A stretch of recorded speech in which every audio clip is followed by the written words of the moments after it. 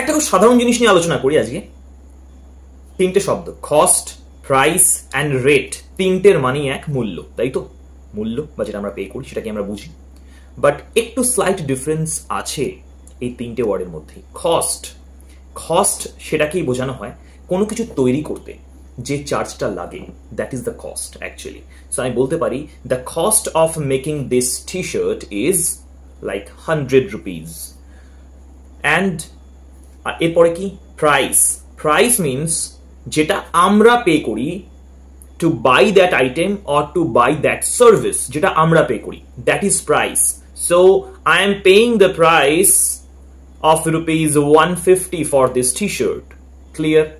And rate, rate mainly বোঝায়, মূলত বোঝায় per unit হিসেবে, per unit. Suppose the milk's rate is 10 rupees per liter, not like that, but still, okay? So rate মূলত unit, প্রতি ইউনিটে যে খরচ সেটাকে রেট বোঝায়, প্রাইস যেটা আমরা পে করি, and cost is actually indicating the making cost, the making charges. বোঝা গেল সেই slight difference? Apply accordingly and very consciously. Thank you very much. ভালো লাগলে অবশ্যই শেয়ার।